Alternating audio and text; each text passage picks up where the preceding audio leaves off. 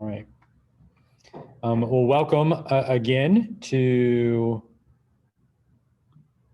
class. We're going to dive into specifically templates in DocuSign today, and we're going to look at two different types of templating. One is templating of a form. So if you're in DocuSign on a regular basis and you're used to filling out the form fields, right? There's a lot of information in a lot of our documents that never changes for most of us, right? So brokerage name, your contact info, any of the check boxes like on an exclusive right to sell or an exclusive buyer agency that 99% of the time, you're always going to represent them the same way. Maybe you never, don't go for 6% commission, things like that. Those are things you can template. You can still change them, but you can apply that template to save you some time on filling out those documents. So we're going to look at that form of templating first. That's the newest form of templating that's been released. And we do that in the DocuSign Rooms side. And that is based off of form templates that are in, so where I'm looking for, forms that are already existing in the libraries and groups in DocuSign Rooms. Okay, so when we go into a room and we're downloading those documents and we're adding them, those are the documents we're talking about, those form documents. However, there's sometimes that we want to go ahead and document it or template it beyond that, and we want to add signatures in and things like that. So the signatures are always the exact same. Or maybe you have a listing package that is unique to your team, or a buyer package where they select your vendors for inspections, things like that. That is a different type of templating we can do, and I'll show you how to do that as well. The only thing we can't do right now is share these templates with people on our team. And I know some of you are on teams, so I can create it, I can download it, and they can upload it, but I can't create it and share it within DocuSign yet. You can create it and share it, just not within DocuSign. So we'll talk about that too and how that can work, and what we can do to make that happen. Just make sure there's no one in the waiting room. Ooh. For those of you in the room, you're seeing my struggles here. All the extra control bars. For those of you that are in here via Zoom, if you have any questions throughout, feel free to raise your hand, your virtual hand that is, because I can't see all of your faces. But in the bottom right bar, you should have an option for reactions, and you should be able to raise your hand and you should pop up on my screen. So at any point in time, if you have questions, you need me to repeat something or go back to something, please let me know and I will go back there. If for some reason I'm missing your hand and your hand's been up for a while, just take yourself off mute and let me know, because it means I'm probably not used to monitoring my own chat box or my own reactions very well in hosting a Zoom. Thank you, Renee, for the appropriate reaction. So I am in rooms.docusign.com. So some of you might only know how to access DocuSign via command. And if you do, then that means someone trained you right. That means that you learned how to make sure that they're tied together and your DocuSign room is always tied to your opportunity. However, once that room has been created, you can access it directly through DocuSign and edit your documents, move forward, and do whatever you need to do within that listing or buyer room. Now, in order to create our form templates, we're going to do it in DocuSign Rooms. This account is just like yours. So just because I'm a tech trainer doesn't mean I have any special skills or abilities. This account is just like all agent accounts. The only difference is I have access to 2 market centers, where I think 99% of you are going to have access to 1 market center in your account. So we're going to go, I'm in rooms.docusign.com. If you went to just docusign.com, over on the right-hand side where your picture is or your initials, if you've not uploaded your picture, you can click and switch to Rooms. So if you're following along on your computer, you can do that. You can see mine says switch to e-signature. It's because I'm already in the Rooms side. Okay, so depending on whether you went to rooms.docusign.com or docusign.com, that's how you switch. Make sure you're logged in using the profile you created with KW. That's going to be the one that has all access that you need to what you need. So I'm going to stay in the rooms account. I'm going to go up top. You've got your 4 options: dashboard, rooms, inbox, and my docs. We're going to go to my docs. And you'll see you have 3 different living spots here, right? Personal, forms, and form templates. So forms, this is where you can go and find every form and every form group that's out there for you. Now, if you're in the KW Palmetto Market Center, you're going to see more form groups on my screen, again, because you're looking at KW Columbia's. They have a lot more form groups than we do downtown. We're working on more of those for you. If there's a unique one you want to see, please let me know. However, there are lots of different form groups here. You could click these. You can see, for instance, buyer residential resale. And here's almost every form you'll ever need for 95% of your buyer transactions, right? So those documents are there. The same for the buyer resale folder. I believe this is downtown's. Yeah. Again, 95% of the documents you're ever going to need are right there.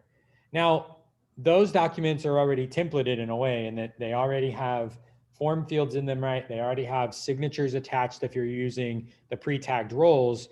But if you want to create a unique form template, then we're going to go to form templates. Now, this is based off of a document, not a form group. You can see I already have a sample one in here. Over to the right-hand side, once you're in My Docs, form templates, that's how we got where we're at. And remember, we're in the rooms.docusign.com side. You'll have a blue button in the top right that says Create Form Template. It's pretty straightforward. You can create multiple of the same form.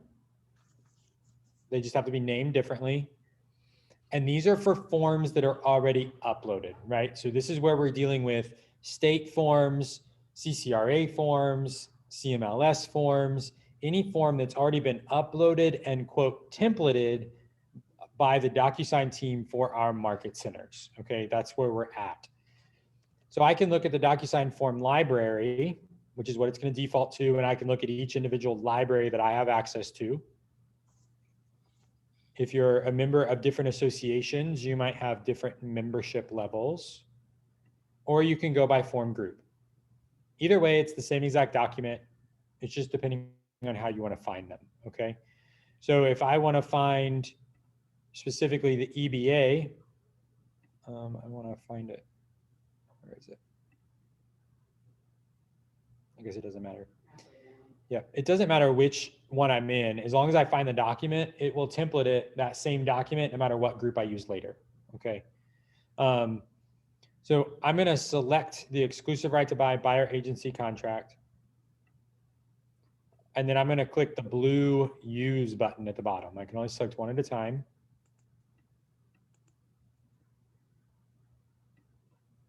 I'm playing constant shift with your faces and the toolbar. So if you have never led a Zoom training, it is quite fun, particularly when you're not using a PowerPoint. That's what I do. I try to bring my energy.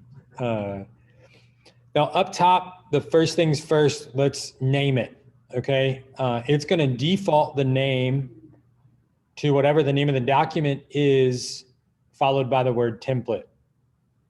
You can click the pencil and you can edit it to make it whatever you want, or you're gonna remember what it is. So you might, depending on how crazy you are maybe, and how super detail oriented you are, and the diversity of your business, you might have different buyer agency templates, right?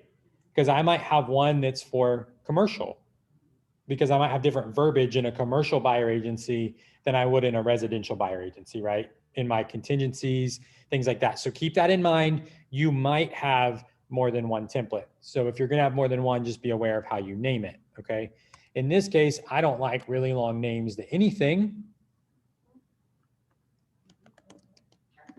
So I'm gonna put ERBA, or you could put EBA, however you call it.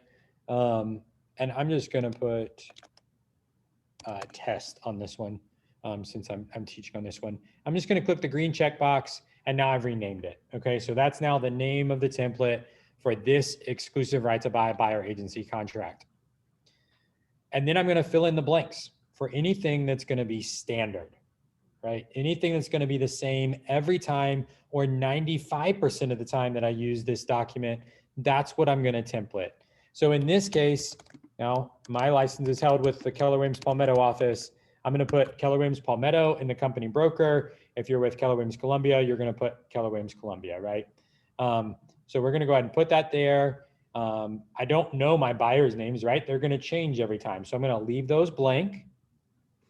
Now, I know that in my business, 99% of the time I'm working on residential. Occasionally, I do vacant land. For the most part, those are the only two I ever work in. Now, if I use this template, I can still go change that when I pull it in, right? So I don't necessarily need a separate template for vacant land because I don't do that much vacant land business. So that one little change is going to be easy to make when I have a vacant land buyer agency contract. Now, some of you have general descriptions that you use blanket, right, across the market. You don't change it because maybe you just say, you know, CMLS territory, or, you know, depending on what's acceptable for you, your business, and your broker, depending on where you're at, right? But we want to be as detailed as possible when we can, and make sure that as many blanks are complete as possible. Price range is also another important one to make sure you include, because you want to make sure that you're covered in that. Now, I've seen some buyer agencies in our market centers that just say greater than $1, right? Because they're just going to blanket it. It works, but really we should be a little more specific, right? And we're representing our client for a specific price point in a specific market. That doesn't mean we want to, if they're approved up to 200,000, I might not want to put 200,000 up to as their price range, right? I might want to go to 250, because now that buyer agency contract gives me the ability to show them homes up to 250, right? But if they go see if you only do it up to 200 and they go see a $225,000 house, guess what? You're not under agency with that person for that house. You're only in agency for what is defined on your buyer agency agreement. And again, this is with a conversation with your client, right?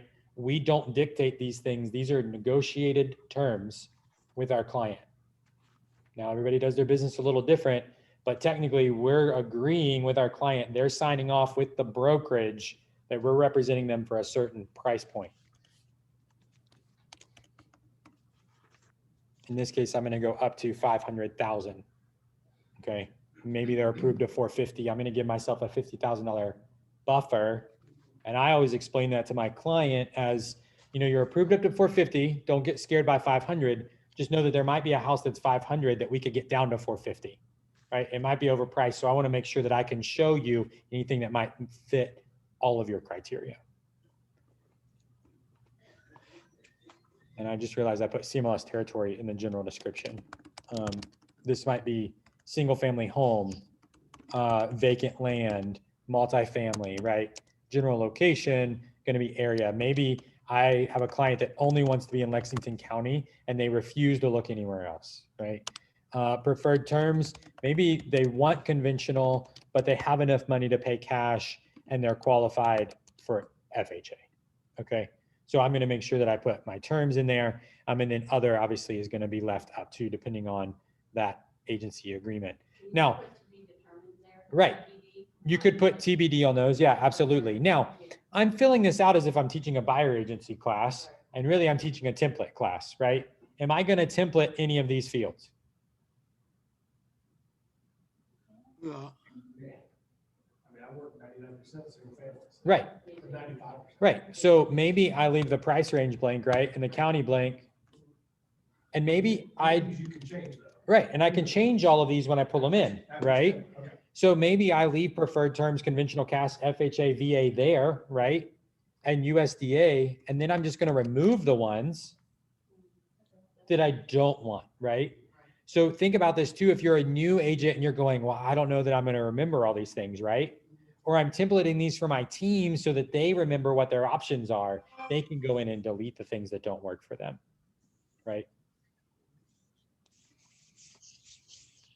And general location for the Keller Williams Columbia office can be South Carolina, as I just got from Tracy.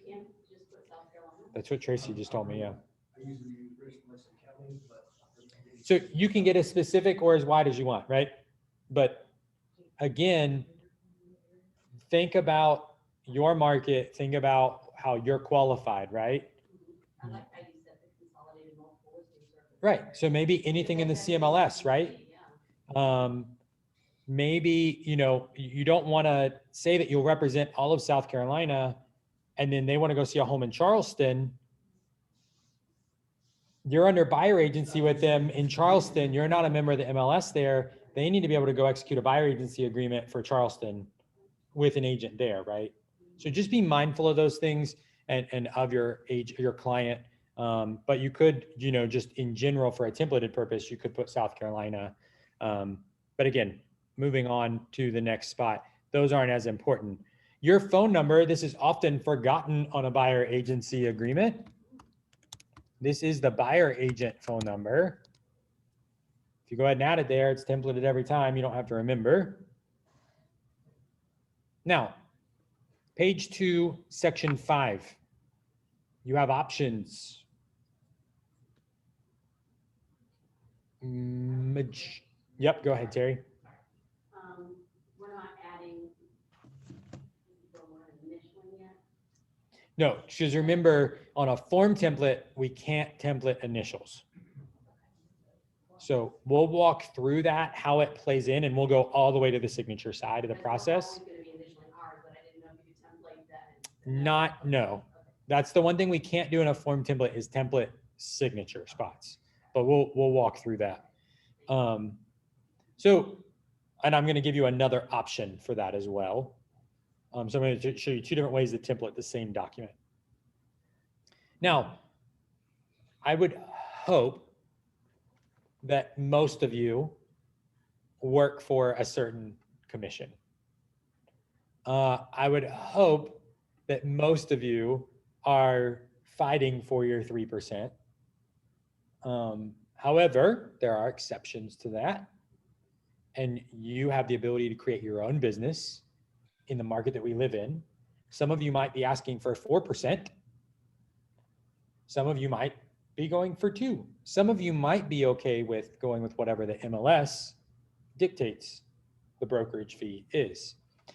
However, if you are one that says, I will work for no less than 3% or 2.5%, whatever your number is, particularly with the changes in the new construction market that we've seen recently, right? They're all dropping their commission rates to 2.5. If you want to make sure you make 3 on those, you can select option 1 to make sure that your buyer makes up that difference in the event that it's different, and you can template that here. Now, again, that can be changed later. This is just for the template purposes. It's going to autofill that 3% if that's what you want. So we're going to go ahead and leave that as that. Now, mine changes based upon my client, right? Depending on my client, how they're pre-approved, or how we're going to move forward, what type of house they're going to buy is really going to dictate whether either way, they have an option, obviously, right? But whether I'm going to talk about option 1 over option 2 or push one over the other in that conversation. Because some of my buyers, I know they're just cash strapped and it's going to be tight to get them to a closing anyway. And I'm just going to make whatever the brokerage fee is going to pay me based upon MLS, right? Because they might not be able to make up that difference financially. So you do what's best for your business. Obviously, I'm not here to coach you through how to execute a buyer agency agreement. I'm here to teach you how to do templates. So up to you. Now, I know that there should never be a blank left on a screen or on a document without something in it, right? So even though we're not selecting, in this case, option 5B, we should be putting something in these blanks to negate that there's nothing there. What this does is this keeps someone else from after the fact going in and just writing something in or editing the document, right? We've showed that no, there was really nothing there. We can't easily just go back and add initials and try to forge our document. So it could be dashes, it could be zeros, whatever that is for you. Now, buyer agency term, that's going to change based upon the document. There's no way for that to auto set right now. You will have to complete that. Again, we're not selecting initials in this. We're just templating the form fields. I'm going to go into page 3, section 10 of the buyer agency. I was helping Tracy with some of these yesterday, and guys, We miss this one a lot. So set up your form templates and you'll never miss it again. The majority of the time, what option are we going to select in section 10? Right. The majority of the time, the broker does have the buyer's permission to disclose buyer's identity. Now, obviously, I'm functioning under the assumption that we're going over this document with our clients, right? We're not just sending it to them and say, hey, you need to sign this document so I can work with you. This is a conversation that we should be having with our clients before they're actually signing this. Contingencies, this is where some of you charge a fee to your buyers, right? Some of you charge a transaction management fee or some type of fee to work with you as an agent. This is where you can put that language and it can be templated for every time. So I don't have to worry if I copy and pasted it right. What if I forgot to include it? So some of you charge that fee. That's where you can put that language in this template to where it's going to show up every time.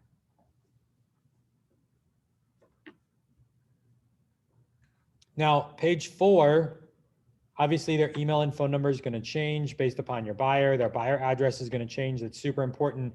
You see, I put Keller Williams Palmetto in up top as the broker and it already pulled down here as the broker, right? So it's already templated. It's pulled it in. So would you say this document is now templated as it can be, right? We filled out every field we can. Now, we took a long time to get there. I mean, almost 20 minutes. But how much time will that save you every time you do a transaction now, right? Those seconds, those minutes, they all add up. Take the 20 minutes, create a document. You know, even if you set aside 20 minutes every day to template one form, right? In a couple of weeks, all of the forms you use on a regular basis are going to be templated and you're going to be ready to go. Oh, okay. Any questions on this part before I save and close and then show you how to use it? Anybody in Zoom world? No?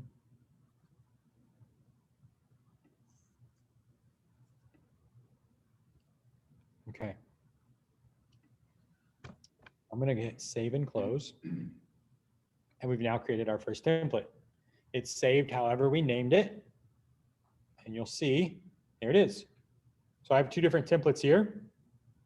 The one we just created, the one that I created yesterday. I can come in and edit this. So if anything ever changes or I messed up, I can edit it. I can also delete it. If I delete this, it does not delete the form. It just deletes the template you created. Okay. I can also copy it. So if I needed multiple versions of one template, I can copy it. Okay. Like I said, right now there's no ability to share these. You have to create them in their accounts, but once they're created, they're there. Right. So that's the benefit. Once they're created, they're there and they can use them. So if we wanted to create another form template, we could do the same thing. We could do this with exclusive right to sell, any other document we need that we often check the same things, just like our contract documents, right? Our purchase agreement. Now, I'm going to go to rooms. I'm going to create, why do I have no rooms? I'm just going to create a room.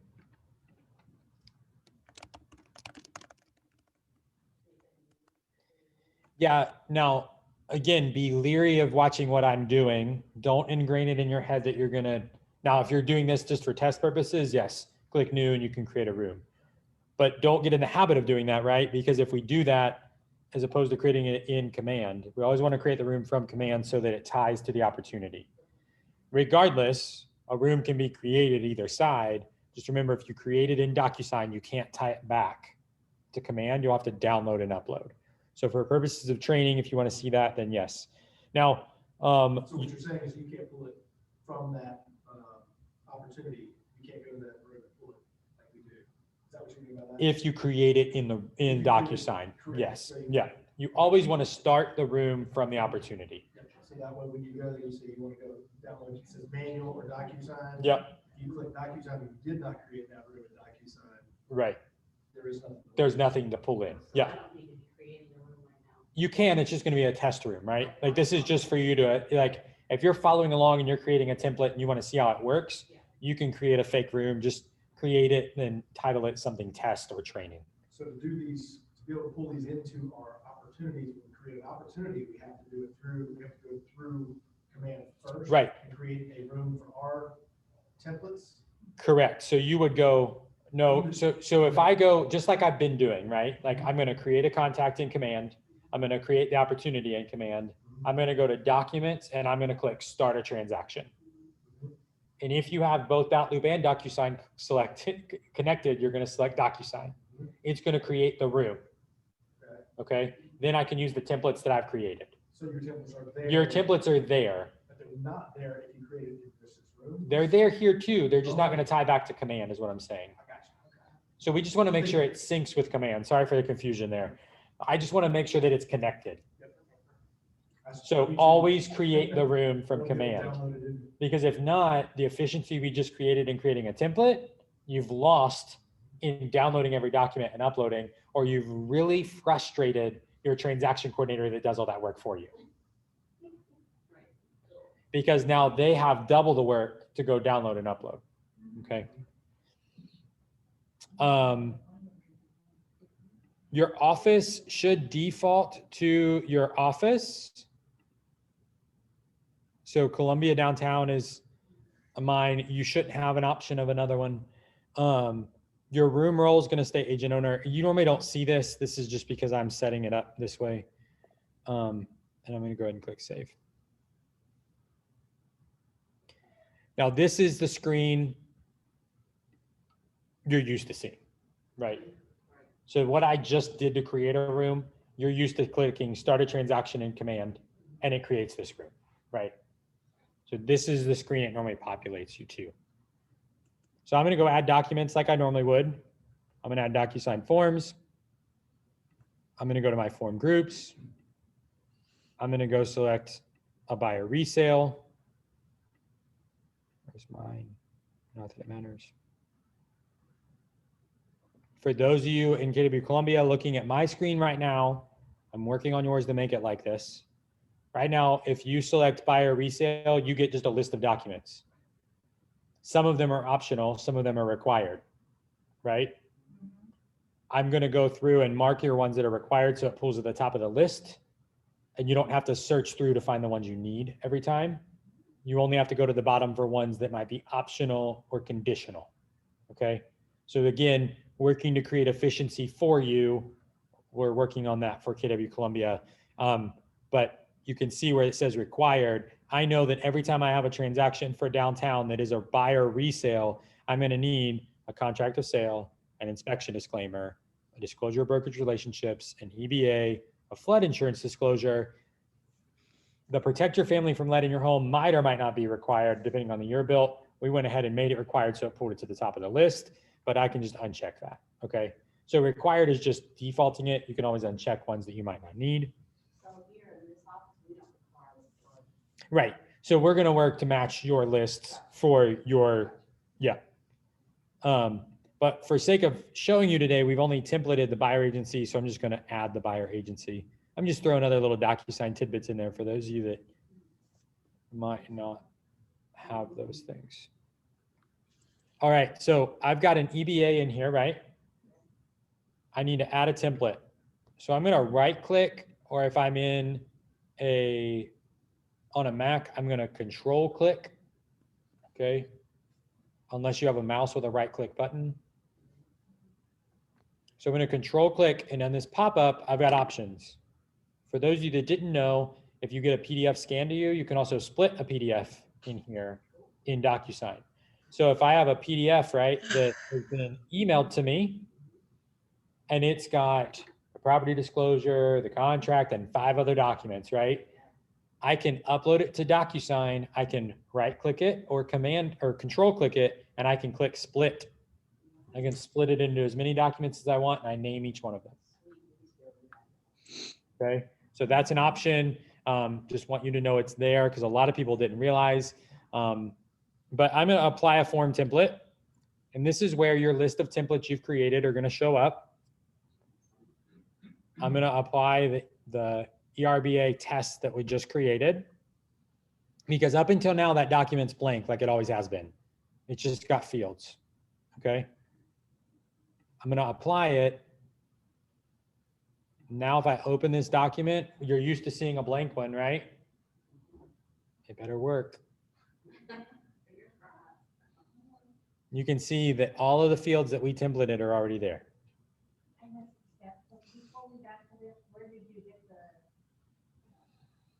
You added the document to the room, and then you go to the right click the document, and then there's a list. Apply form template. Apply. So I'm gonna control click or right click the document, depending on what type of computer you're using. And your fourth option should be apply form template. Yep. Nope, you're good. Then I would select the appropriate template and apply. Now, when I open that document, it's already filled out with everything that we've templated, including our common mistake of forgetting to select section 10 on page 3. Okay. Now, the other beauty is if I created this in command and I have my buyer contact information there and I create the transaction, it's going to put their name, email address, and phone number into the details tab. It's going to automatically fill buyer name 1, buyer name 2. I've now applied the template for all of this information. All I'm going to update is the price, right? And any unique details that need to change here. If I'm leaving it as my standard 3%, right? That should have been templated as something in that box. If I'm leaving it as my standard 3% and option A, I need to input term of agency. My email and phone number are already going to populate. I need to input my buyer address. That should populate if you fill in the details. If you fill in the details, it'll populate, but it's done. How much time did we just save? A lot, right? So now I could save and close it with any of the fields that I needed to fill in.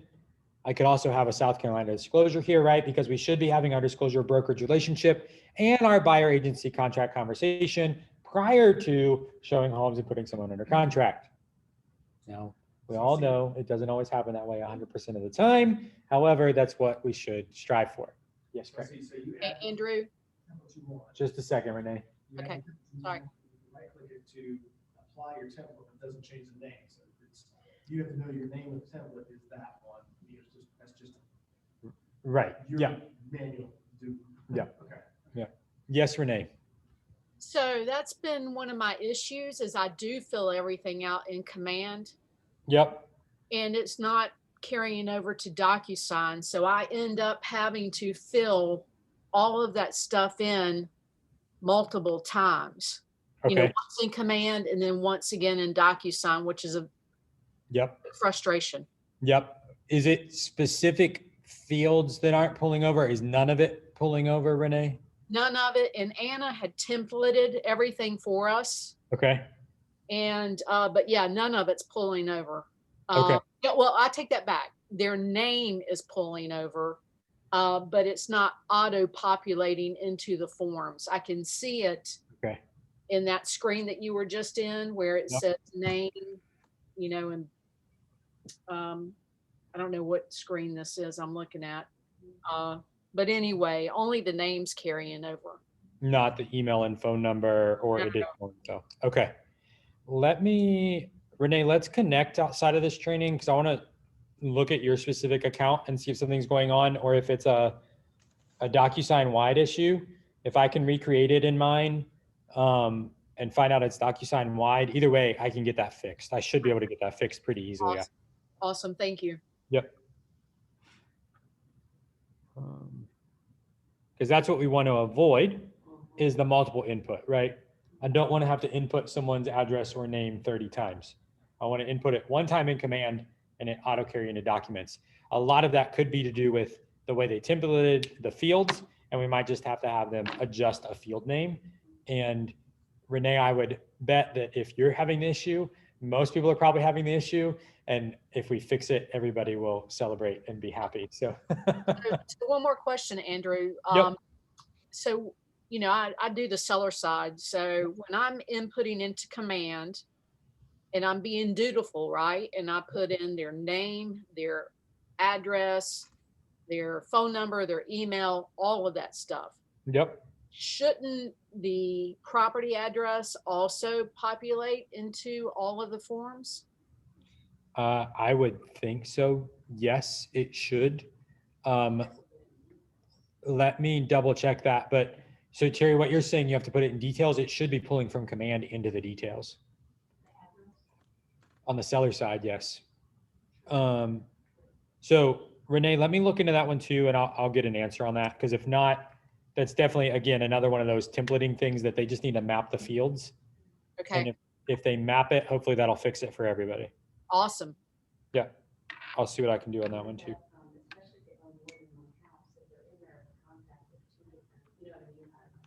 Right. I mean, there's always going to be a caveat, right? Like, you know, in the event that the person does own 4 or 5 houses, it's a little different, right? We're gonna have to adjust the details. But in the event that they're selling their home that is on record, that address, if you're inputting it, should, in theory and in practice, pull into DocuSign details and autofill. If I'm being 100% honest, that's how it was sold to us in the beginning, right? That it would auto do that. And let's strive to make that happen sooner than later. So another thing that, while we're on this topic, before I show you the other version of templating, if you find a field is not syncing, okay, so something that's not pulling right from details, something you think should be pulling right.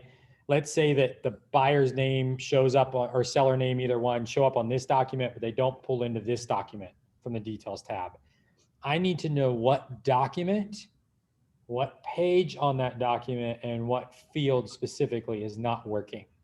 Because if it's not working for you, it's probably not working for most people. I do some business, but I don't do enough to catch those mistakes. Okay. So if everybody collectively can find those things and send them to me, I welcome those emails because it will make all of us happier at the end of the day if we can fix those. So if a field is not mapping right, odds are it can be fixed. I just need to know what field it is. I can't guarantee every one of them, but I can get a lot of them. All right, any questions on creating a form template?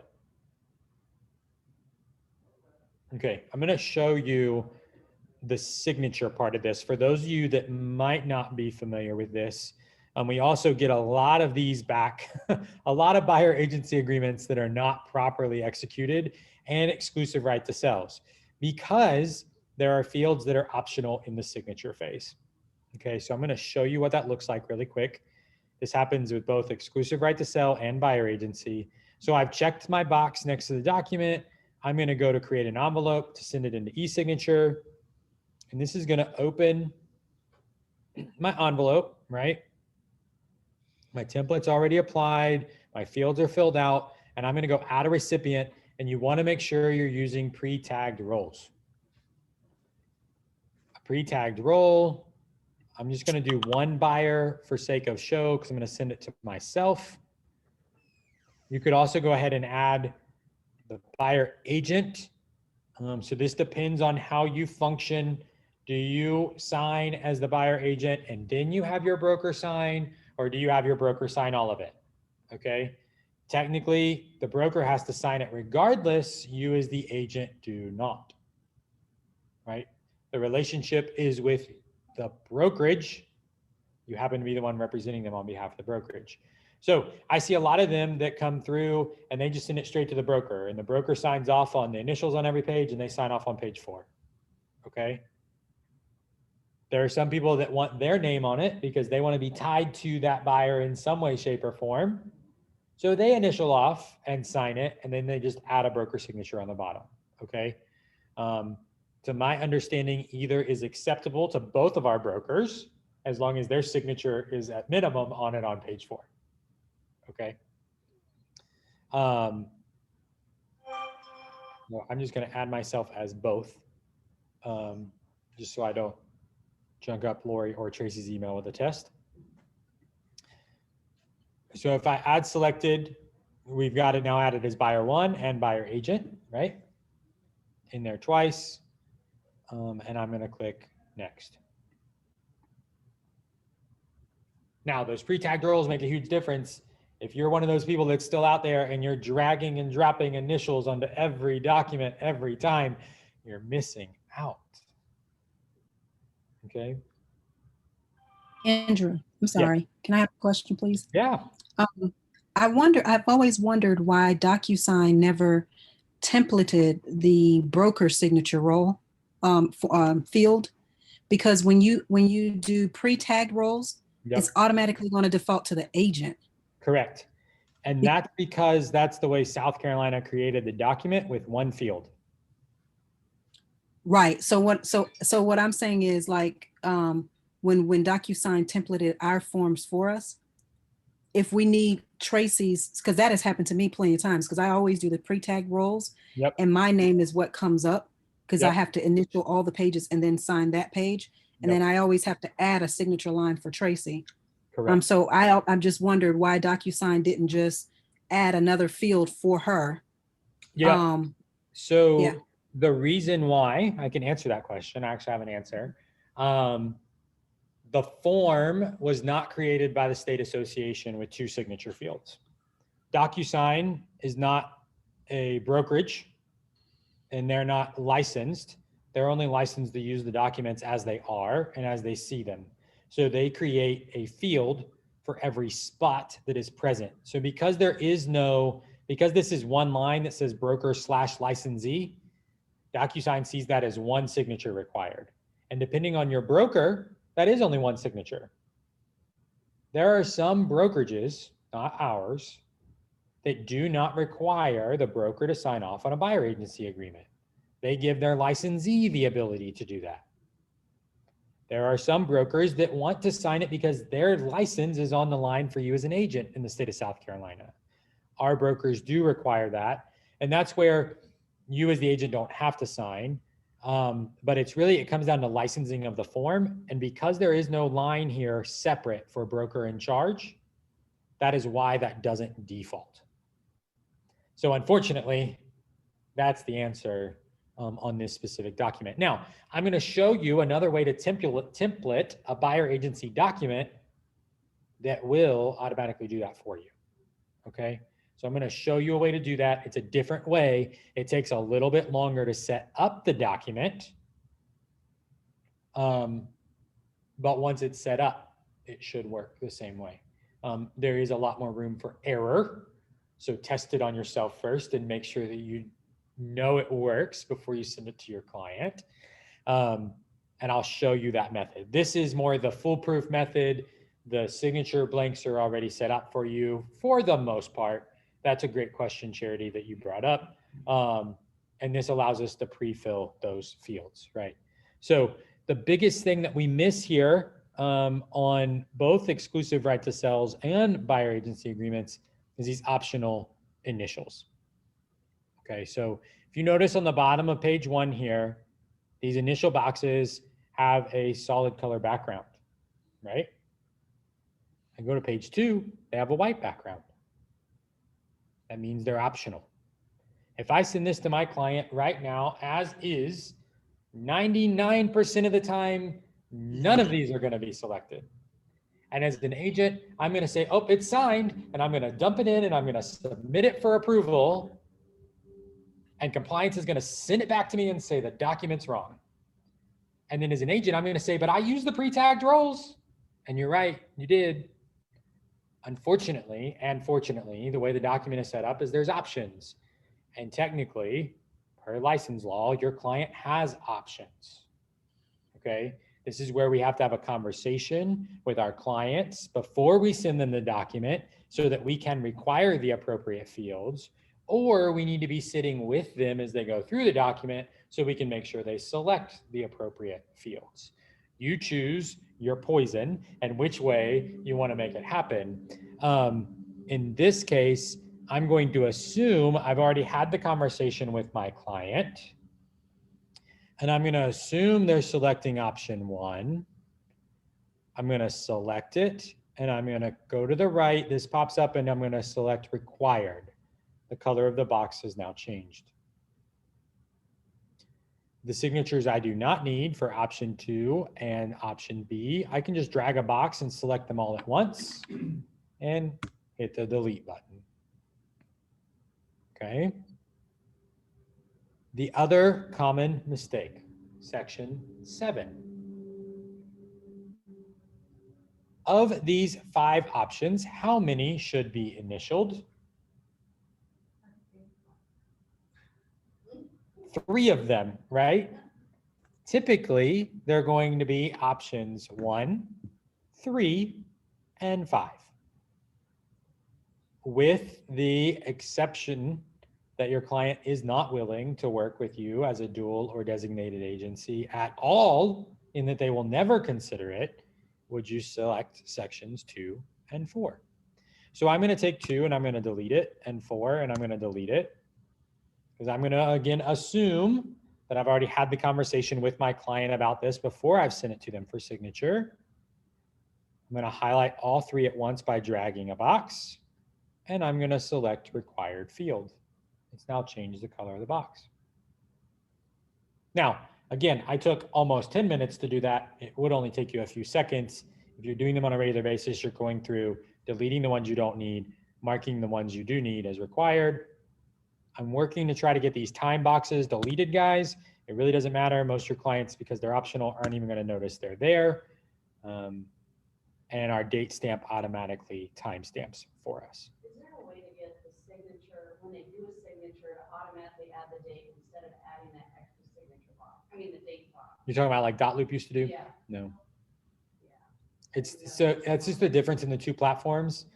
DocuSign is separate, Dotloop is the same. It's just the way they're built. Space standpoint, when you're trying to fit. Yep. So the other thing you can do is adjust size. Okay, so this date signed, if I have time, I'll do it this way.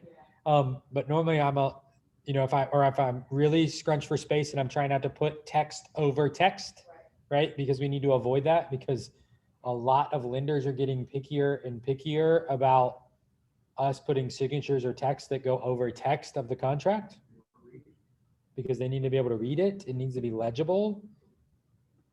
So I can go to formatting and I can change it to the smallest font size of 7. And if you go to a 7 Tahoma, it's even smaller. Only you will provide each payment to the payment compulsion in the shop app, and you can review if you are dissatisfied with the payment for a particular day, or do you may negotiate for an increase of that payment rate. Right, but if you just do that, though, that doesn't make them, the remaining ones required, they're still optional? Do they have to select that to sign it? I mean, Sorry, can you go back? Yeah, so going back to the optional fields. Mm-hmm. What I've done is I've just gone in there and I've deleted the ones that they have not selected. Do they then have the choices to sign those optional still? I don't make them required. If it's got a white background, they can skip it regardless. And how do they do that? Because I've never seen them. Because it's optional, it just skips right past it. Like if they don't check it, it's like, so if you're using DocuSign, the little box will pop up that says initial, and you have to actually click that box where you initial. Right. It'll go to it, and if they don't click it right, they can just click next, and it'll take them to the next required field. I got you. So it does stop at it when they're signing. It's supposed to, yes. But if they don't actually click the box and they click, yep, it'll skip to the next one. Ones, It won't let you finish without initialing a required one. So if you want to guarantee that your clients sign it right the first time and not have to resend it, make them required. So I've been lucky so far. You've been lucky, yes. And Explaining the agency disclosure about the broken relationships, at least that's when I talk about, would you be willing to be designated a dual, and then when I said, you know. Right. Mhm. Well, that's what I do. But they're not reading it. A lot of times they're just clicking it like I do. Right. I know where I'm signing because I just click, finish. Yeah. You know? yep, If they do that same thing, but they don't actually click to sign the optional ones. Right. They skip over it. It allows them to finish it because without signing it, Yep. So I've been lucky that they've actually put the Yeah. sign in Yeah, there. Yeah. so what he's saying is like, Make it required. yeah, make it Once required. it's done, make it required. Once They you can't talk skip it. about, had They that can't finish it. conversation. Yep. Have the conversation, make it required. That way they can't skip it. You're going to get it right So I- because they can't finish it. You've been lucky. Yep. And Tracy has clarified in the chat, make sure for KW Columbia, you are required as the agent to initial and sign all 4 pages and then add her signature. So she does not want to sign off on those. Okay. So And that's the reason, Andrew, why I asked the question, because when you made that role for Tracy, Yep. it will make her initial. And so it's always easier for me to just make myself the broker and agent and then add her signature Correct. field. That's why I asked. Yep. Yeah, absolutely. No, that's a good point, Charity, and I appreciate you bringing that up. And I apologize, I didn't realize that that was a requirement here. So I know downtown Lori will accept it either way. Yeah, no, we do all initials and we sign the box. Yeah. So I'm going to go back real quick. And Charity, you might already be doing this, but I want to make sure. So if I'm in this envelope stage, right, and I have my buyer agency here, I've added buyer 1 and buyer agent as pre-tagged roles. I can go ahead and in this same, I can add room participant, and I could go ahead and add Tracy. Okay. And I could put her in signing position 3. Right? Does that make sense what I did? How do you, can you pre-fill the top text box in the template? Can you make a text box that says broker in charge, or we don't need to have that? I don't think, and Tracy can correct me if I'm wrong, it does not need to have the title broker in charge. Okay, just person in charge. Tracy, is that accurate? I've seen it both ways. I just tend to add a text box. I don't believe you have to put the title. Well, I'm like over detailed anyway, so you know what I mean? So I just put. Not bare minimum details. I've seen it both ways. Yeah. But there's on the template, and there's not a way to add a text box, correct? No, there's no way to template. Not in this way of templating, right? So we've got all of our initials. Did you put a template? I'll show you how to. There is a way to do it, but again, there's more room for error in setting it up. Once it's set up, it's fine. So see, I added the first 2 as pre-tagged roles. Then I added another one as a room role, right? A room participant role. It doesn't have to be titled Tracy Stellar Broker in Charge. It just, I added Tracy as a room participant. Now all I have to do here is just add her signature and date. So how did you go back to add Tracy from this? So if you're in this room and you don't want to lose the work you've done, Yes. under actions, you click save and close. So the top left, you've got send, then recipient preview, then actions, Right? working backwards there, and then click save and close under actions. Save and close, and then. And then that'll take you back to the envelope window, Awesome. and then you can select the envelope. So you can get all the way through this and not send it yet. Yeah. So if you're working at 9 or 10 o'clock at night and you don't want your clients to know that you work at 9 or 10 o'clock at night, because I don't. And if you haven't discovered how to schedule send in Gmail, talk to me later. Because last night I scheduled 8 emails to go out at 7:15 this morning at 9 o'clock last night. And at 7:15 this morning, my email fired 9 emails. And by the time I got to the office at 8:30, I was already getting replies to them. And my clients now don't know that I was working at 9 o'clock last night. Okay, so there are ways to do those things. I don't think so, but we'll find out. I think the back button also saves and closes. But it doesn't close it out completely. If you notice, I'm now just back on this screen. And Tracy's signature should still be there. We'll double check.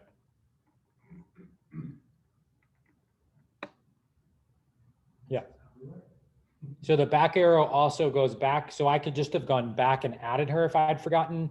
But if I want to save and close it, and I just want that draft created, I want to come back to the envelope later, I can also do that. So both work, yes.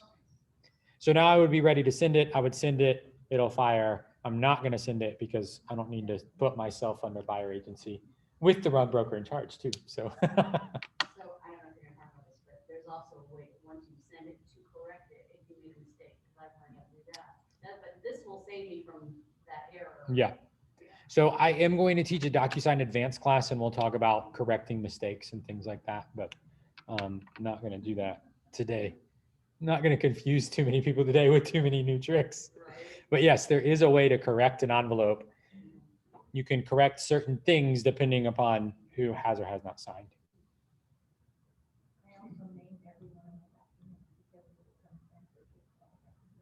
Yeah. Mhm. Right, exactly. Yep. All right. So that is how we form template. Okay. So that is a form template. The form already exists in your documents. You're templating the fields that are already templated for you for never changing things. We cannot template signatures in that. We are only templating form fields. Now, I know that a lot of you have unique documents that are not in a form library that you would like to be able to template and use in a room, correct? Right. Now, to do that, you're going to create the template in DocuSign e-signature, not in rooms. Okay, so I'm going to switch. I can switch to that by clicking my face or your initials in the top right and switch to e-signature.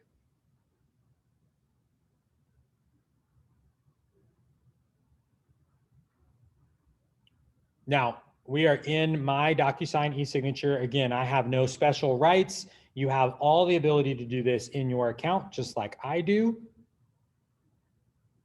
Up top, I have a templates option. So I've got home, manage, templates, reports. I'm going to go to templates. I've got lots of them. I'm going to go new, and I'm going to create a template.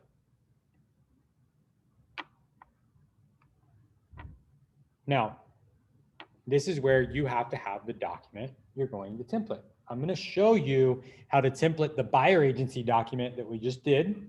So we're going to work with the same form. You can do this with any document.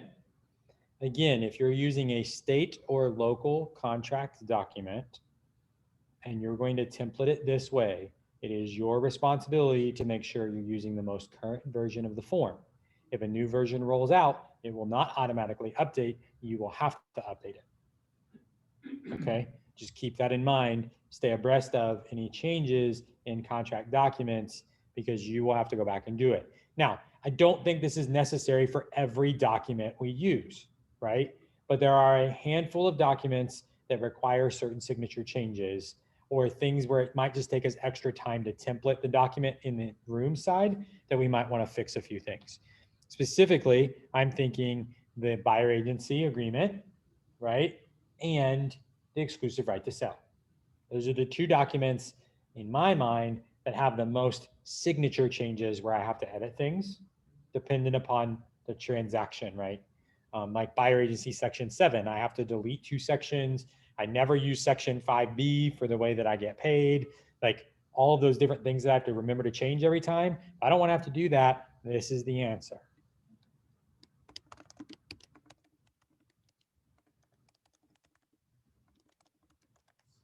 I'm going to name this template. I could even template a whole package. If there's more than one document that I use for every buyer transaction, I can do a whole template for all of that here. The same I could do for a seller or any other type of transaction. I'm going to go ahead and upload. Now, I've already got this pulled up. I've gone to, because I had to do this, when we templated all of our documents through DocuSign, I already have all of them on my computer. But you can go download them from SCR's website. You just need your NERDS ID to log in, and you can download a flat PDF version that has no markings, no samples, no nothing on it. It's just a blank form.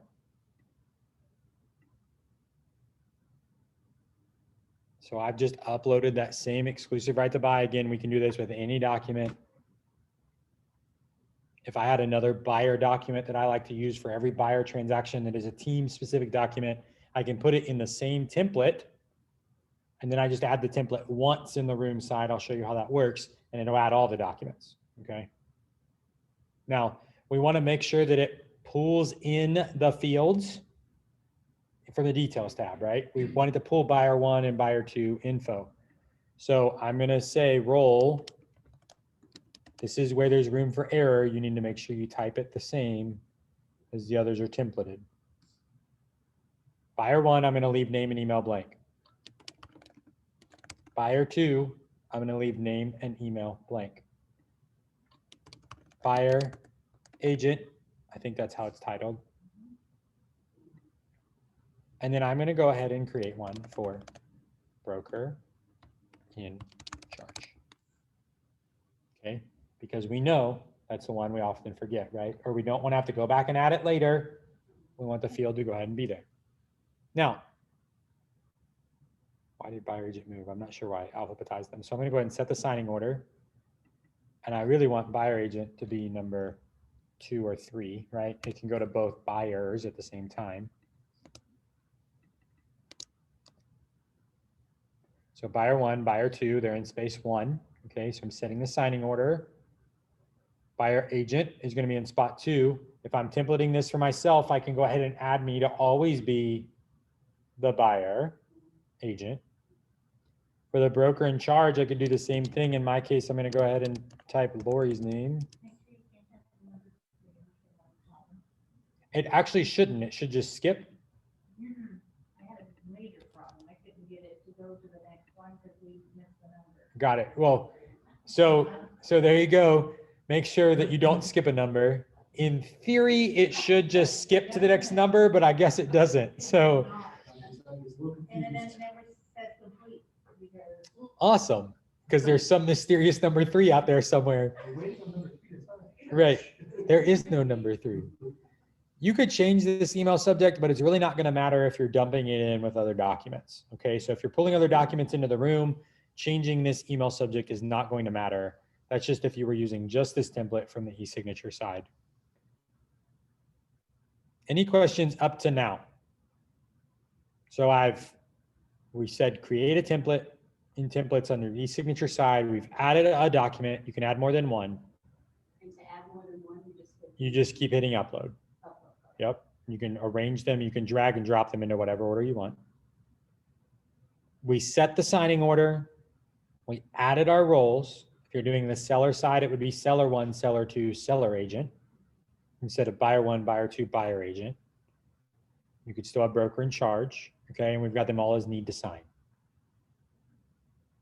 Any questions? Okay.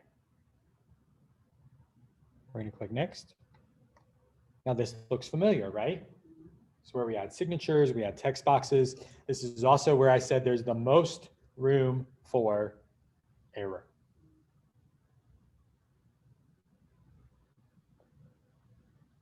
Here's some tricky pieces in the midst of this. You've got to be able to fill out these fields. They're not forms. They're not form fillable. I've got to add text boxes. I've already made a mistake. Who can identify it? It's not that they're not filled in. I actually made it on the last page. The name fields? The name fields, that's in regard to the name fields, they're actually in the wrong order. Right. Because who needs to be first?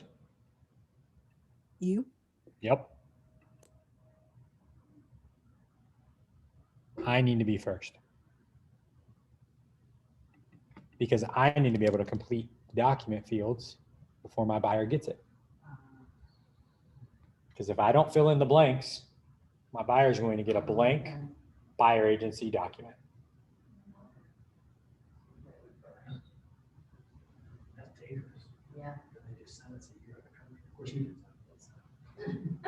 But, right, but still, they've got a blank document now. You can put whatever you wanted on it. Right. So I need to be first. Charity, good catch. I'm glad someone was listening to me today. Exactly. Now, this is where it gets tricky, because do you want to sign the document before your people sign it? Technically, no, right? We shouldn't execute our signature before they sign.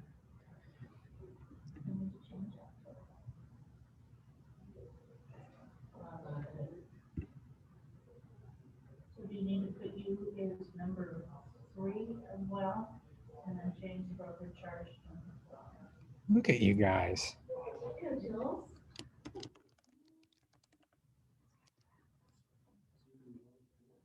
Yep. You can be in the same room twice. So initially I'm there to edit it, make sure it's right. And then it goes to my buyers to sign, then it comes back to me to sign, then it goes to my broker in charge to sign. This is why I'm not a developer. Does that make sense to everybody? This is again where there's room for error. If you're on the Zoom and you're checking out and going, I'm never gonna do this, I'm happy with form templates and the way I already showed you, and you wanna check out and go away, you're more than welcome to sign off.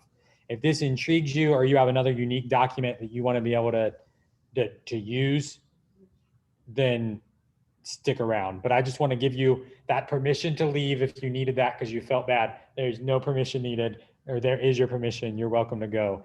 I just wanted to give you the option because I know some of you want this level of ability to be able to get this granular. And it does exist. So they do exist.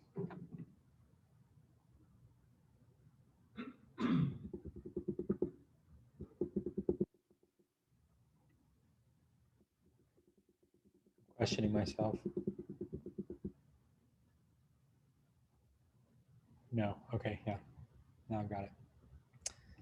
Buyer 1, I'm gonna drop their name in. Buyer 2, drop their name in. I'm gonna go back to buyer 1. I'm gonna add a text box and I'm gonna add brokerage name. I'm gonna make it a little bit smaller so that it fits. This is just me being OCD. Okay. Double click it.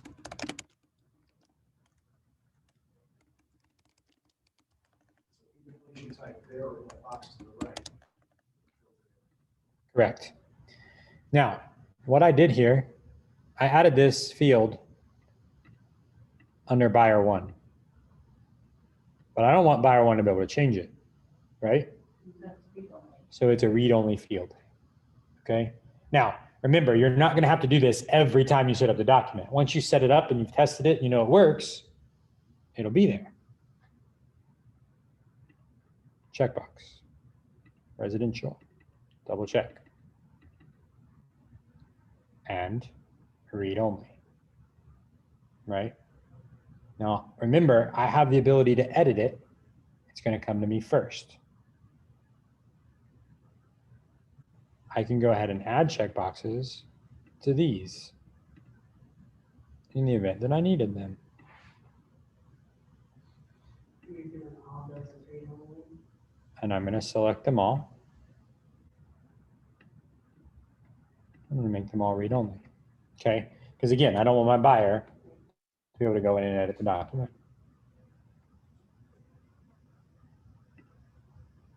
Does this make sense what I'm doing? General description. That defaults with the same text box format as the last one, just like it does. Once you've set up the first one, once you've changed it, it will default to that format until you change it, and then it'll default to the next one. Just like the signatures or the. Yeah.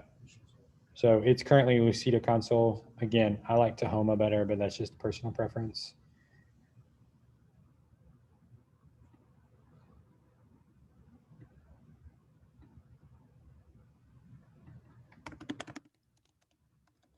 Again, this might not be a field that I template.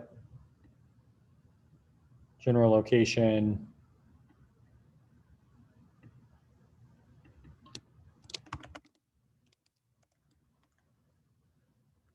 I typically do Greater Columbia area. Again, make sure it's read only.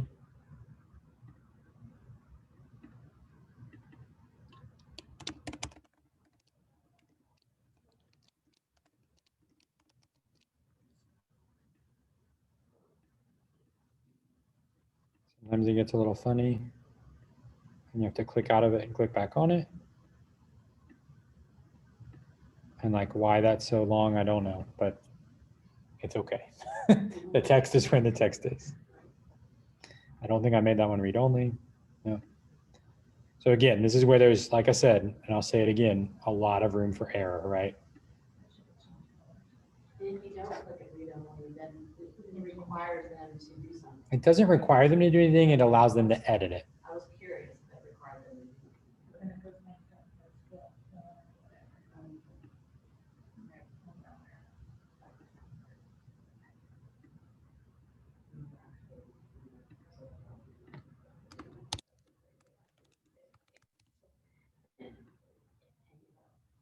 Now, I didn't select read only on this one because I put it under me. Okay, not that I need to change my phone number, but I just put it under my color, right? Now, what we have to do here, we also have to add initials. Okay, so we're gonna go add buyer one, initials. Craig, this is the same way as you said before. Once I adjust the first initial, every initial I add here after, no matter who it's assigned to, is gonna be the same size.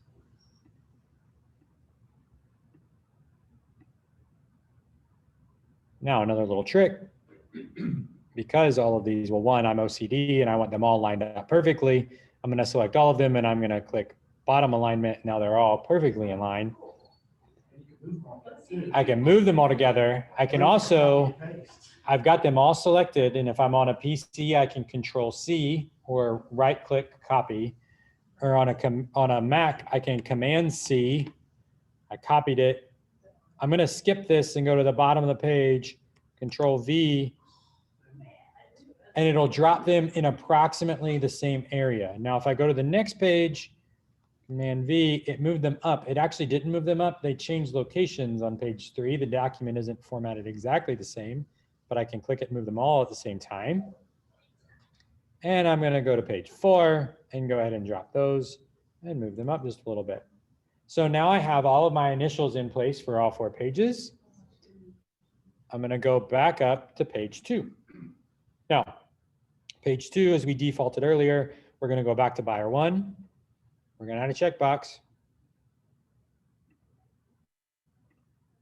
Now, did you see what I just did? I added a second checkbox. Now, do you know what happens? Those are now connected to each other. So if I have those connected and this is an example for a different document, if you were using something else, I can select this. It'll select both of them. They're now paired together.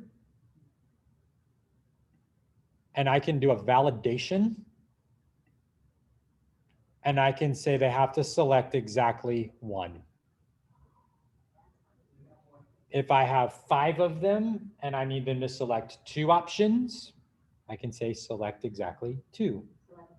If they need to select at least 1, or they need to select at least 4, or an either or, you can validate those things. The property disclosure is already built this way with radio buttons and checkboxes for you on your behalf. But if you have other documents where you need someone to make a selection, you can add a checkbox, click the plus under it, it will pair them together, and you can add form validation. Okay. Sometimes like closing attorney documents require yes or no, or either or. Yeah. And I can also do this as read only again, right? So if you do that, you check that one off. You don't check the other one off, it automatically takes the first one.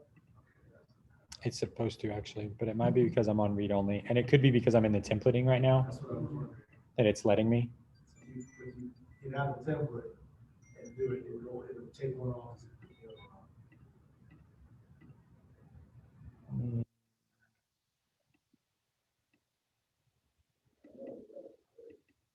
See, it won't let me. Oh, there it went.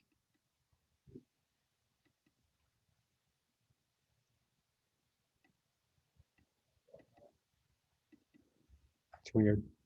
It's like the read only keeps coming and going. I might have broken it. That's okay. Way to derail it, Craig. All right, now remember we need initials, right? So we're gonna add initials again. They're gonna be the same size as they were before because I've already added initials. I haven't changed the size, so they're gonna be the same. Again, I like them to be perfectly in line. Guys, I used to take way too long to write contracts because I used to go through and make everything move. And I'm always dragging it up. now I'm going to skip these boxes real quick because I know I'm going to need other initials. And while I'm here, I'm just going to go ahead and copy these two because I've got pairs of initials that I need down here, right? But it copied them up there because I thought I was up there. Go here.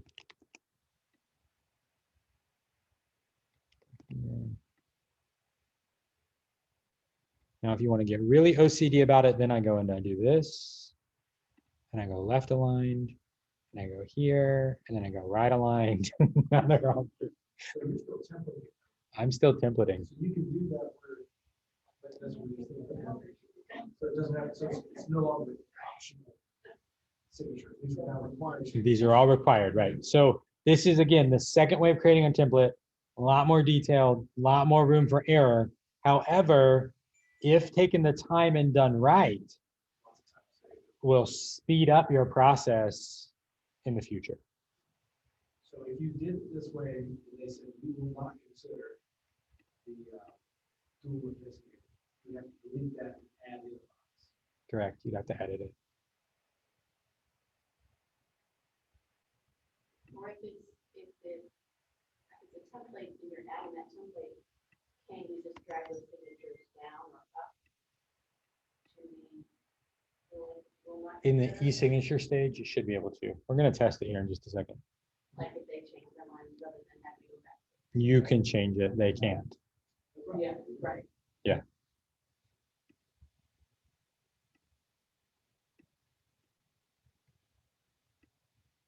So you can see this takes a little bit more time. We can be a little bit more tedious with it. Right, but once it's done, right? As long as you don't change your team policy or the form doesn't change, which we all know happens.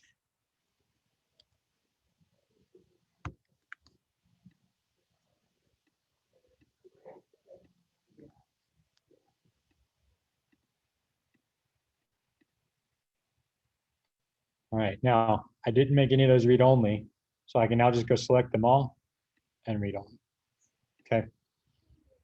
Now I'm not going to put initials on option 2. I'm not going to check a box here. I am going to go through and I'm just going to copy my dashes because remember we should have something in every blank, right? Yep. So in this section, I usually do the line through, I do a line across the red line. You can do that too. You can add that. Yep. You just come over to your markup tools and you could draw a line. Yeah.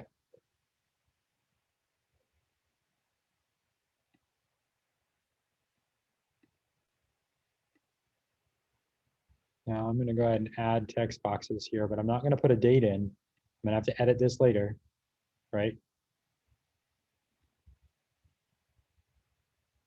Make that a little bit bigger. Oops.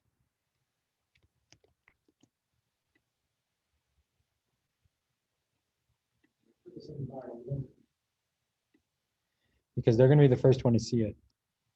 But you're the one. But it comes to me first. It comes to me first with the ability to edit. That's what you're doing first. We're going to test it out and make sure it works that way. I'll make sure it's follow. Yep. You can also do radio buttons. So if you know there's only 2 options, you can do a radio button.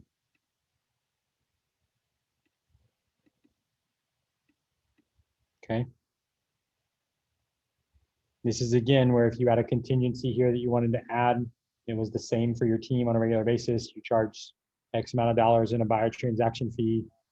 You could put that here, any other type of contingency. You are going to have to add all the fields. Signature, date.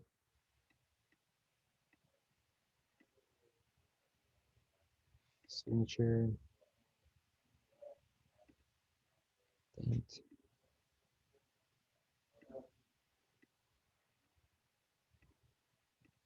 Now, because their emails are automatically pulling in, you can pull email from here, drop it on the line. What you can't do is a phone number, because there is no phone number field for it to pull from. You could add validation to it. And you could make it custom, and you could put a pattern in, but I would recommend not doing that. Now I can go here, just another, if you don't want to just go click back and forth, I could just copy and paste this. I'm teaching you a lot of different tricks. You could add it like we have before, where I've got it selected, right?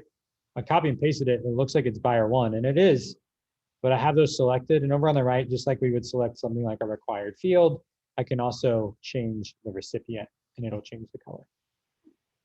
So if I assigned it to the wrong person, I can select it and change it without having to delete it and start. Okay.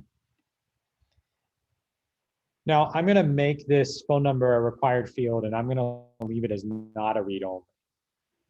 Okay, because I'm going to let my buyers input that information. And I made it required, so they'll have to complete it in order for it to be submitted. Okay. Same with the buyer address. I'm just going to make a nice long field. It's a required field. I'm not going to make it a read only. In theory, we should have this information, but you might not, right? You might need to get it from them, let them fill it out. Now we're going to add text again here. In my case, Keller Williams Palmetto.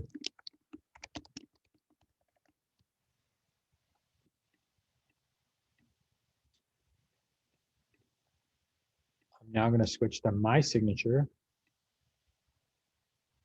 Add it. Date signed.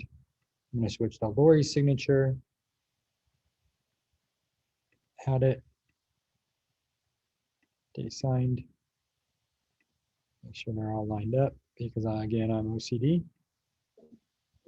And now I think I've gotten them all. I'm going to double check. I'm not going to add a contingency. Again, you would just add text boxes and fill them in, mark them read only. We're going to test this and see if our work actually worked.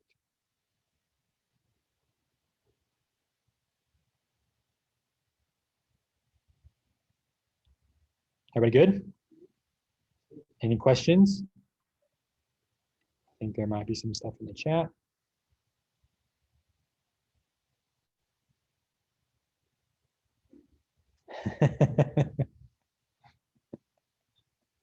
Oh, I love it. Renee, I wish I had some shots to take.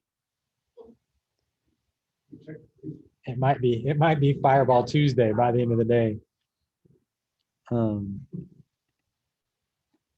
That's why that's there.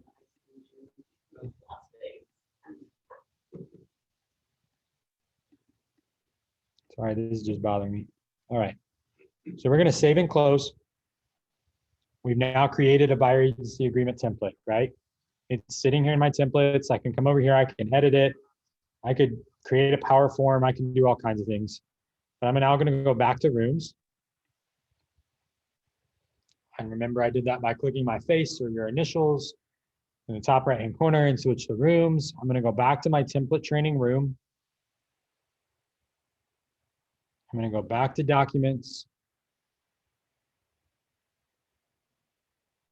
And now I would need to create an envelope, okay? In order to do that, I need another form. So I'm going to pull in another form real quick. I'll show you, you'll understand here in just a second. I need a disclosure, right? Because typically a disclosure is going to go with my EBA. So I'm going to select my disclosure, and I'm going to go to an envelope. Now I know this is way different than we've been teaching this in the past. The reason I'm doing this is to show you another way, right? You would have to retrain your brain to function this way if you're going to use a template the way we just created it. So I've created the envelope. I could name the envelope if I want. I've got my disclosure, and now I'm going to use a template. And it's going to go to my templates and it's going to pull all of my templates. Here's the one we created today. They are in alphabetical order. And I'm going to add selected. Everybody with me? Pre-tagged roles. Buyer 1, buyer 2, buyer agent, broker in charge. Everybody with me? Now, I'm going to delete buyer 2 because we don't necessarily need buyer 2, right? Buyer agent, it's going to be me. Since Tracy's watching, I'm going to make her broker in charge. I think she's still in here. Yeah, she's still in there. And I'm going to add selected.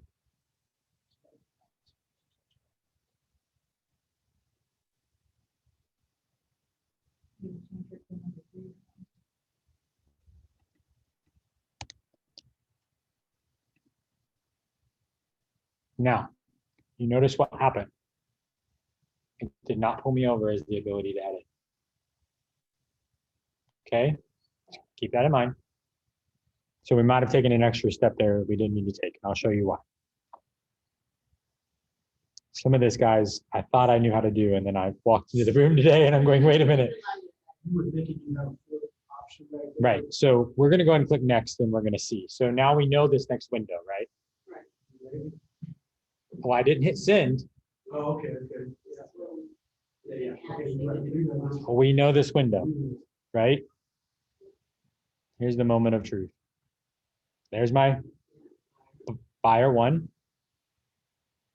Look what's there. Okay, so you All my fields. Okay, so it defaulted them as read only. I have the ability to edit right now. I didn't need to add myself on the template side as an editor. It's the one thing I didn't need to do. If we were using it just in e-signature and not putting it in a room, Charity was right and I was right. We would need to add an editor. But because we're pulling it into a room first, we have the ability to make any final changes before we send it. Then it'll send it to buyer 1, it'll send it to buyer agent and broker in charge or whatever order you have it set. So right now, you're basically acting as the agent to edit. Yep. Yep. So you can see though, I'm in here twice. The yellow me is buyer.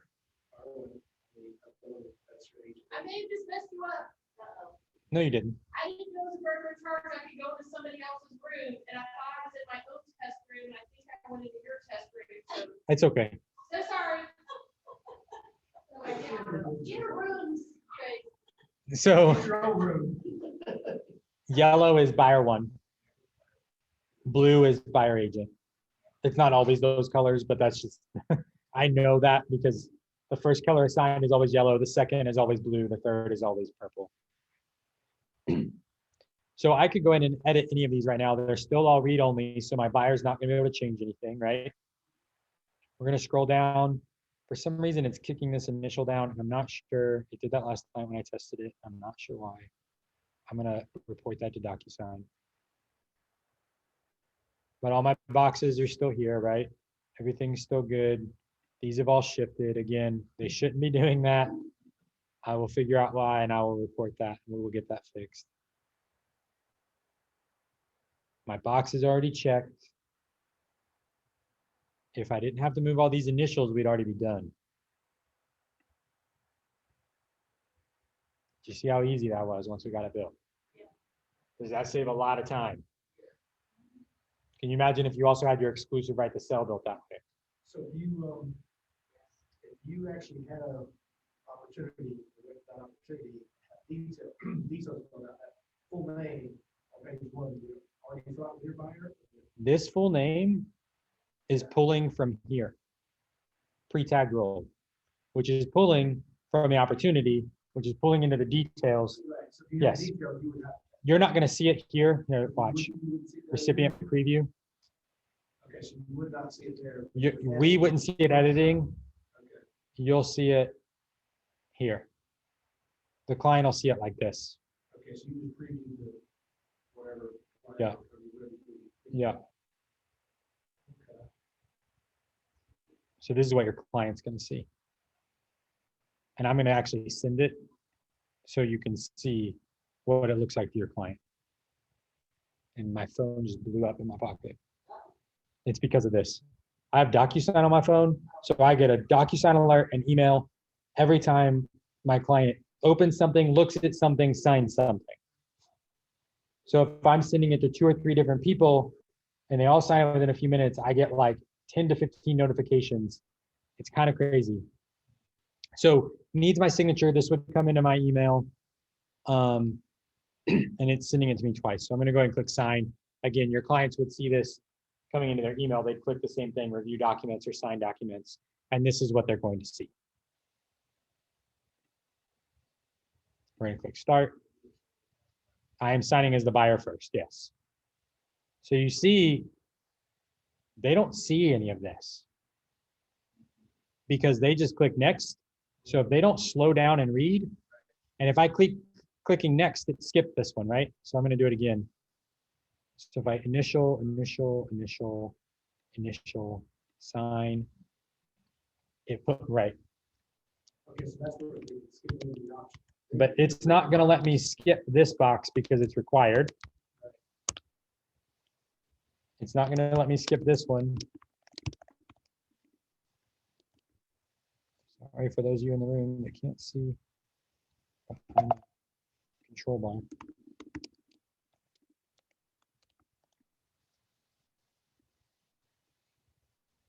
Now, that box, I must not have made read only. See, I click next, it took me back up to the ones I missed. If I try to click finish right now, it won't let me because it's required. That Keller Williams Palmetto box needed to be a read only field. It wouldn't have let me change it. Okay. So those are the things that where I said there's a lot of room for error that you need to be mindful of. So Okay. even if they give you the option, and they just click on the box, it takes them to the next box, but they chose the next instead of the box. Yep. So that's how it. Yep. just moved the box. Yep. So now it's waiting for others. One of those others is me. So we're going to refresh this.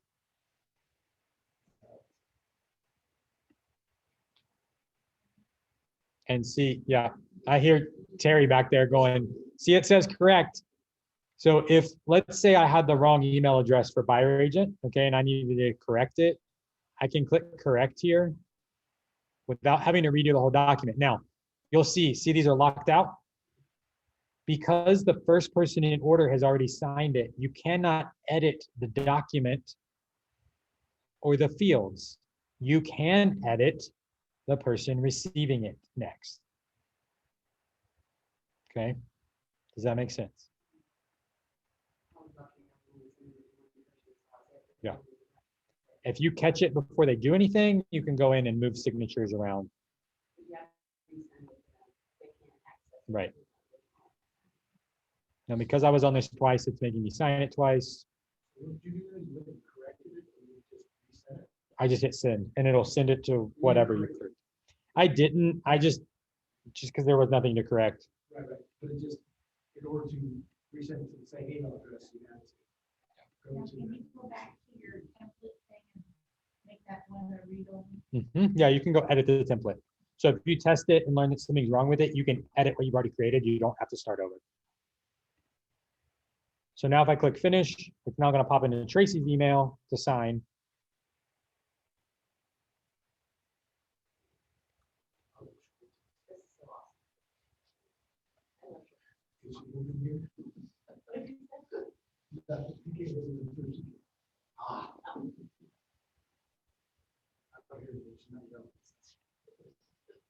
You should have it. Yeah, I got a PDA, can you sign it quick?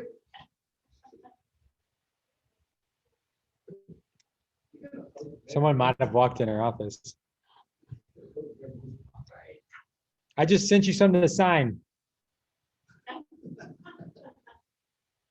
She's in the Zoom room.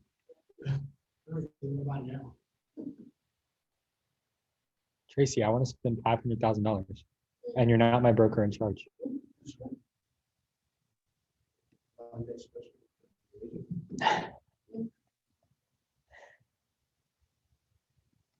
I'm already in violation of license law because I'm not an agent here. Or maybe she's in violation because I put Keller Williams Palmetto and she's signing.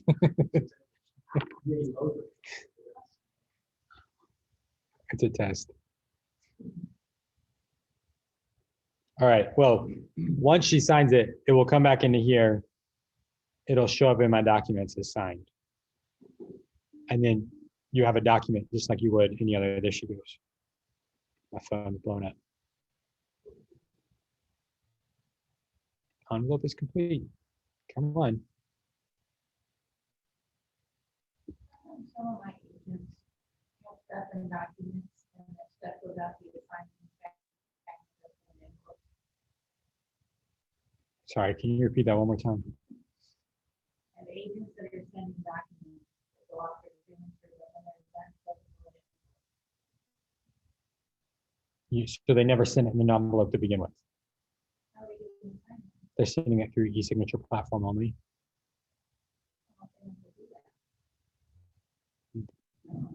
But so you create an envelope to send for signature, then it dumps that document back into your documents once it's completed.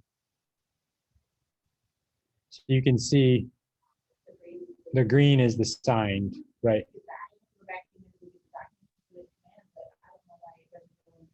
Oh, if you're logging in via your login, you can't see their envelopes. That's why. You can't see them either if it's not him that created them.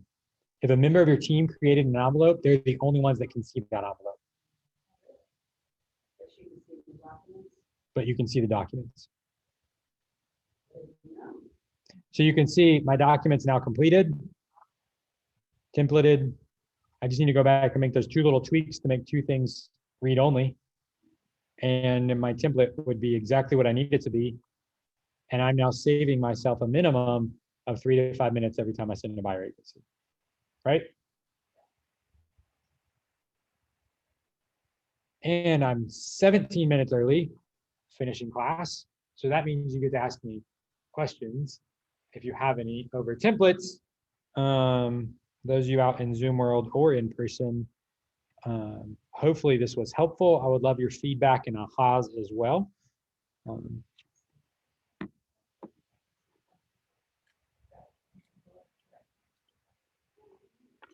We'll look at it.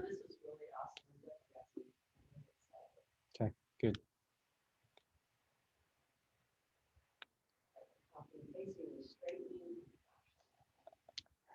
Any questions out in Zoom world? Was this helpful? Yes. I Okay, awesome. think the best practice is to organize those documents in rooms. I'm trying to create more rooms to keep them in the original You mean more folders? folders out. Yeah. Um, I'm trying to, I thought I pulled up there, put it there. There's- Then I want one place I could go and get something like, I guess, an offer or something.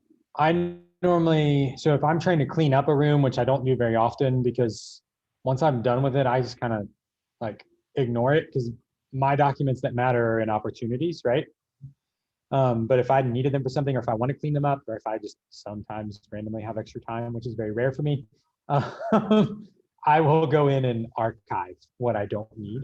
So I'll archive the original form, the unsigned version, and only leave the signed versions in the live in the room.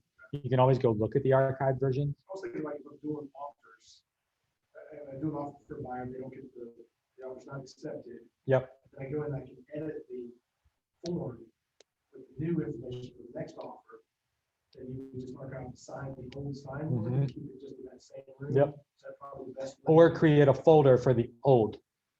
Okay, so I was Yep. thinking the new. Yep. folder, the old folder, that always Everything comes- new is going to default to that room folder. 'cause that's so- weird, 'cause I'm taking a lot of time searching, trying to find the one that I need. Yep. If you have old stuff and you just want to keep it in the room, just move the old to a new folder. All right. Yeah. That was gonna be honest. Yep. Okay. I tried that once. Well, it's just, I mean, sometimes just so video between the version, the template, or the document, whatever, and then the signed version, and then the certification, you get so much stuff. you're sort through to make sure all of the right move opportunity, otherwise Tracy can.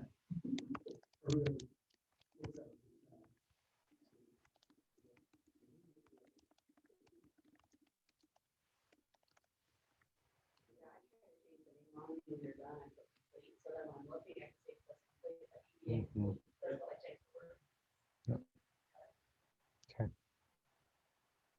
All right, Zoom world, any questions out there before I I- shut you I- down? I do have a question, Andrew.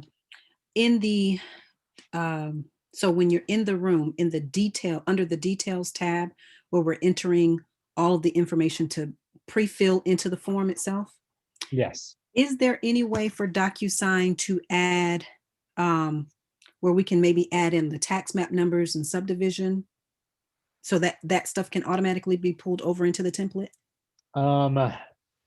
Not at this time. However, if there is a field that, so what we're dealing with here is the DocuSign details tab is not built specifically to our market and our terminology. That Okay. is a details tab that is used nationwide. So if there is a field that exists in the details tab that is similar to tax map number or subdivision, then we could potentially have them assign those fields. And then we could just train our people to complete that field as that number, if that makes sense. Okay. But I can't guarantee that. They're not going to create a new placeholder in the details tab, but if there's an existing one that's not being used for something, we could potentially have it mapped to our documents. Gotcha. Gotcha. I'll look into that.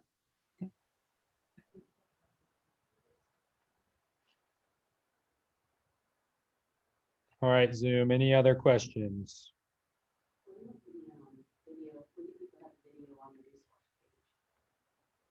Sorry, I'm realizing how shiny my head is in this light. Um,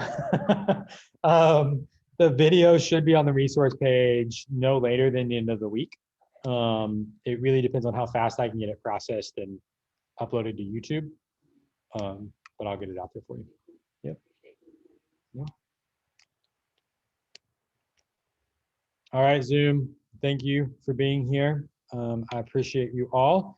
Any feedback you have offline or any other things that I can help you with, please let me know. I'm happy to jump in. Again, if there are any DocuSign form issues that you are noticing that are not properly mapping and you think they should be, I need to know which document, the title of it, what page and what field is not working, and I can work to get those maps filled. So other than that, thanks, guys. Keep at it and let me know if there's anything I can do to assist.